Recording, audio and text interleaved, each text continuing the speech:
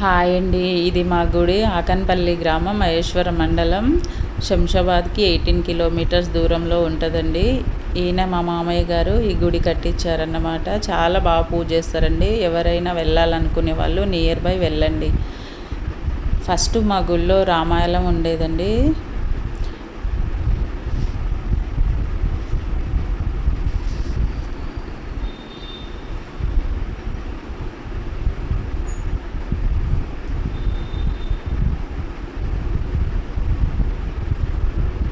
తర్వాత 2 years back మా మామయ్య గారు శివాలయం కట్టించారు.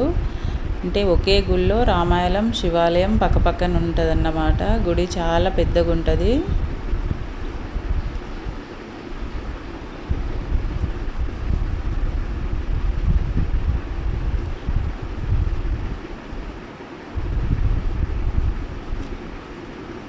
గుడి ముందు గజస్తంభం, దాని పక్కనే నవగ్రహాలు ఉన్నాయన్నమాట. చాలా పెద్దగా ఉంటుందండి టెంపుల్ అయితే. నిన్న శ్రీరామనవమి కదా, అందుకే మేము వెళ్ళాము. ప్రతి ఇయర్ శ్రీరామనవమిలో మేము కూర్చుంటాము. ఈ ఇయర్గిన అలాగే కూర్చున్నాము. పట్టు వస్త్రాలు తీసుకెళ్ళాము రాములయ్య సీతమ్మకి.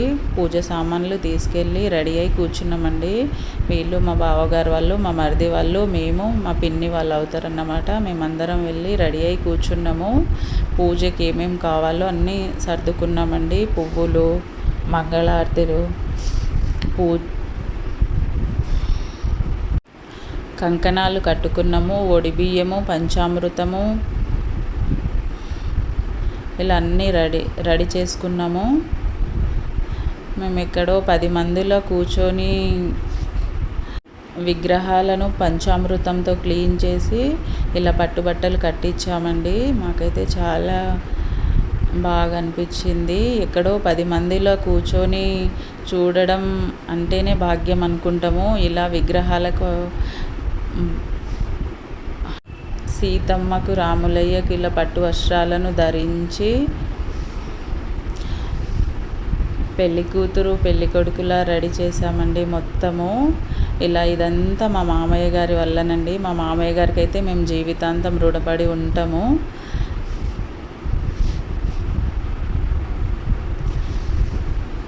ఇలా తర్వాత ఇలా కంకణాలు కట్టుకున్నాం అందరము.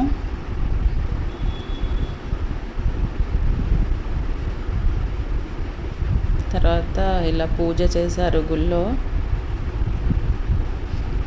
మొత్తం రెడీ అయిపోయినాక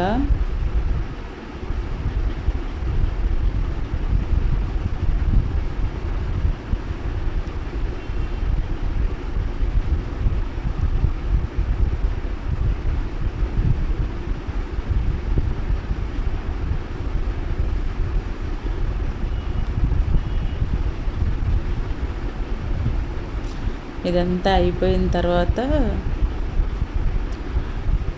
రాములయ్యకు, సీతమ్మకు ఇలా గుడి చుట్టూ 5 ప్రదక్షిణలు చేయించారన్నమాట మా మామయ్య గారు.